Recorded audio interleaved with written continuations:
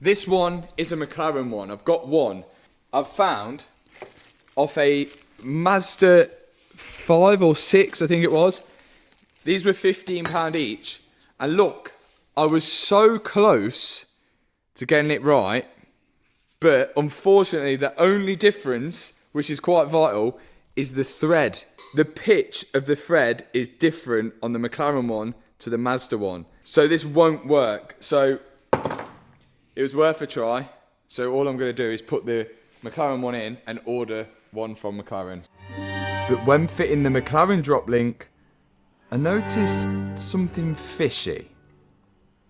So this one was from the scrap man, and well, looking at a photo, it was completely wrong, because this is hitting there, and that, look how short that is. We've got the right hand side wishbone here, and it is the same length as that one. So this side must be for the right hand side, and the left hand side must have a shorter one, like that, for the clearance. How crazy is that? I've never seen that before, 2 different drop links. Neither have I, Mr. Cameraman. So I ordered a drop link for the left-hand side from McLaren. You see my link? Does it fit? Look at that. Yeah.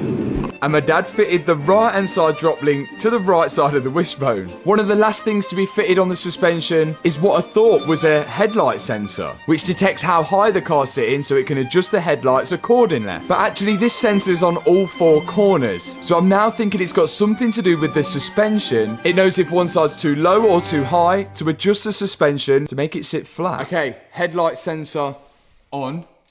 Not that we've got headlights in, but I'm going to plug the code reader in, because if you go and have a look at the interior, half of it's missing. And the reason why I haven't put the full thing in is because if we've got a code on the seat belts, because normally when an airbag blows, the seat belts do lock out, but these haven't locked out, but that's not to mean that they've got an airbag code. So if I'm going to plug this in, see if it works. If it's not got an airbag code, then we can start putting the rest of the interior in and then try and figure out the gear issue. I don't even know if this is going to work on the McLaren. What happens if we do have a seatbelt fault? We've got to send the seatbelts off. No McLaren, okay. Scanning it as a regular car. Let's see what it does. Turns out, you actually need a special McLaren diagnostic tool to read the car. Oh, But mine did read some basic fault codes. Mass airflow sensor, wheel speed sensor, but none of which showed a suspension fault or airbag. No airbag stuff.